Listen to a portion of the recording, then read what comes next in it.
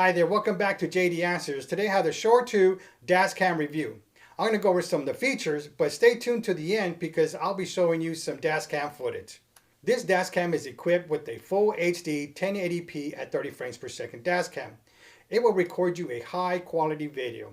This dashcam comes with 6-piece LED infrared lights and nighttime technology. The dashcam will capture clear videos in low light conditions.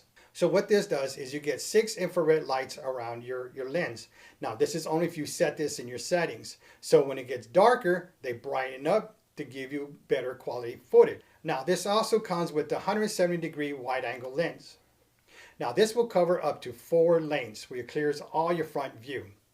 Now it also comes with a 3-inch LCD screen for playback all your videos, and it's easy to set all your settings because you're not playing with a small screen. It's a 3-inch LCD screen. Now this rear camera is waterproof with 4 LED lights, allowing you to see and record what's happening behind your car even at night. It's also 130 degrees wide angle lens, which helps you eliminate all your blind spots on your vision. Now the camera screen will show you front and rear views at the same time, and both the front and the rear will work in parking mode, and we'll get to that later. Now the dashcam comes with loop recording. Now, every time you record a new footage, it would automatically delete the oldest video when your card is full. But you got to be careful with that, because if you have too many locked files using G-Sensor, which we'll get to that in a minute, then you won't have enough space for your loop recording. Now, because the memory card gets full, and you got to use the highest micro SD card available, whatever that they recommend. Now, for more information on loop recording, I recommend you watch this. I'll put a link in the top right for you because G-Sensor and loop recording go hand in hand, and I recommend you watch that video. Now, if you're interested in this dashcam, I'll put links in the description down below. Now, I want to welcome all your new viewers, and if you're not new here, welcome back. And don't forget to like this video, and as always, don't forget to subscribe. Now the dashcam comes with the G-Sensor. The G-Sensor is triggered by a collision or shake. Now what is a shake? It could be a speed bump, potholes, or hard braking. And what it will do is it will save that footage and lock it and prevent any overwriting by your loop recording, therefore protecting your video for evidence. Now of course this evidence will be good for any insurance claim. This dashcam works on an internal battery. The function of the built-in 150 megahertz battery is just for emergency recordings and saving settings. Now, please keep the dashcam plugged in because the dashcam needs continuous power for 24 hours of charge to charge completely. So every time your dashcam is turning off and on, it's actually charging the battery of the dashcam. So if you're constantly going in and out, then of course when it's time to save a locked file, then when your car is off, well then it'll give you a small video. But the more you charge it, the better, the more memory you have. Now for more information on G-Sensor, I'll put a link in the top right for you. Because again, G-Sensor and loop recording go hand in hand. Now the more locked files you have, it takes up space from your micro SD card. Now locked files could be a collision, again it could be a pothole, it could be hard braking. Now, this depends on how you set it. You can set this to low, medium, or high. Now, what I recommend, no matter what you're setting on, go back in a month and review your footage. Now, if you have too many locked files, then adjust your settings to a lower. If you don't have too many locked files, then you're fine.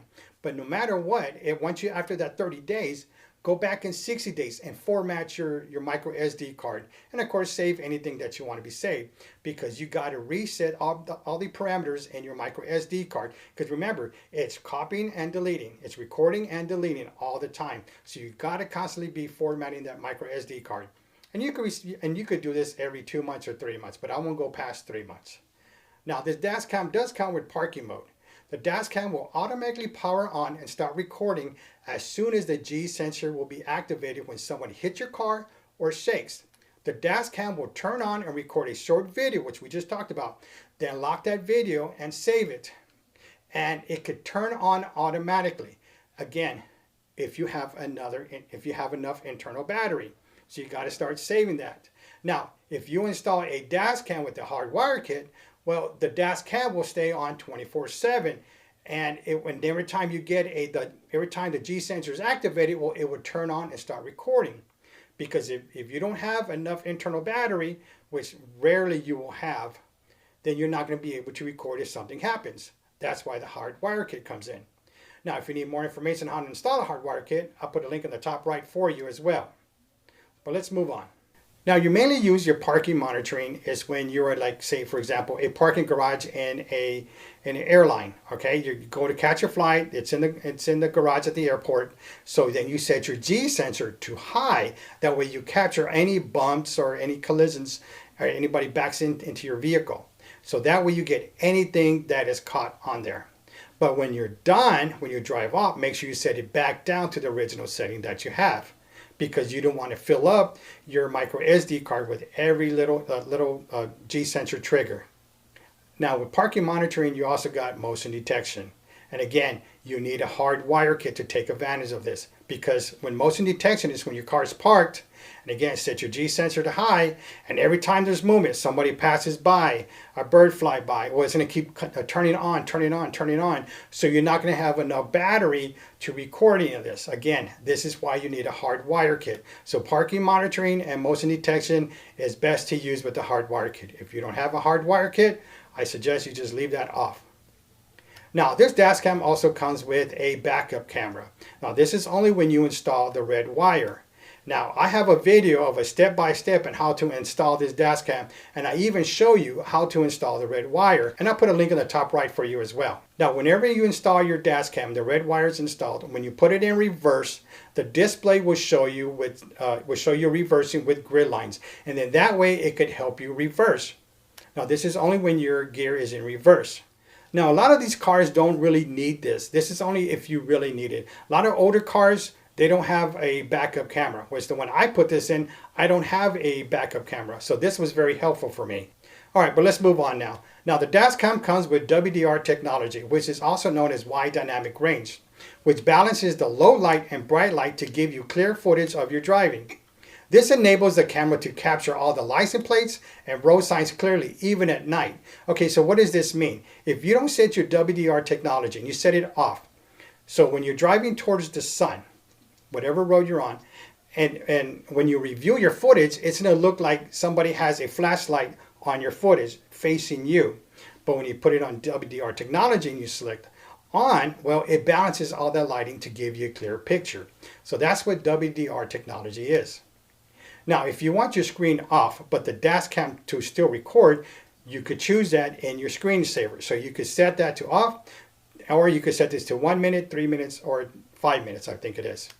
So this is good. So this, because a lot of people get distracted on driving. So you could always set this off where you don't see the camera at all. I set mine to 3 minutes because once I start driving, it's on and then automatically turns off. Now, you also could put your date stamp on this. Now, this is like a watermark on your footage when you're reviewing it. I always put on for date stamp because whenever I'm reviewing files or I need to know exactly what time it is, well, it has it on the footage. And this is especially good is when you're transferring your footage, your locked files to your insurance companies because it has all that information on there. Now, you could also set your audio on or off. Now, this is, again, it's your preference. If you're in an accident and you're discussing the accident with the other driver and they're admitting fault and they're close to your cabin where they could be recorded, then that's why it's good to leave your audio on. Another good thing is that the dashcam is 360 degrees where you could turn your camera if needed. So if somebody has any road rage with you, well, you could turn your dashcam to that area, left or right, wherever the person's at, and you can record that road rage and turn it into any authorities. So that's another good feature about this. Now, with this dashcam, it does not come with the micro SD card. A 32 gigabyte Class 10 U3 card is recommended, and I'll put links for that in the description down below. But let's see some driving footage now.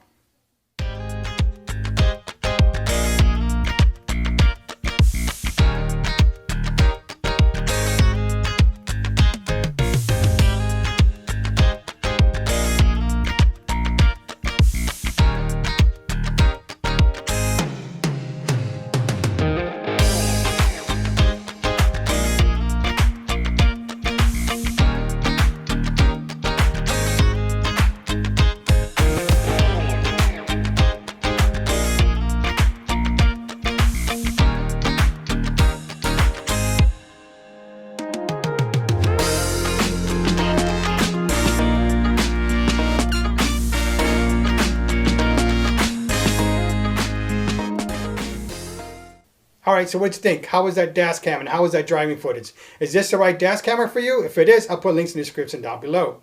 If this video was helpful for you, please give it a thumbs up. I appreciate that from you. If you have any questions or comments about this dash camera or any products I have, leave them in the comment section down below and I'll get back to you. Don't forget to hit that subscribe button and select all notifications for all upcoming videos.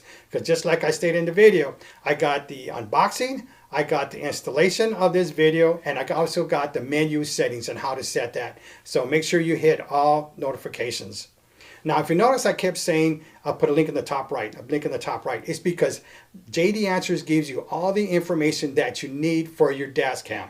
So for other people who buy a dash cam, they turn it on, and you think you're done, but you're not. There's other things you need to do to keep that driving footage good, so when you're in an accident, the driving footage is there. Thank you for watching, and don't forget to subscribe.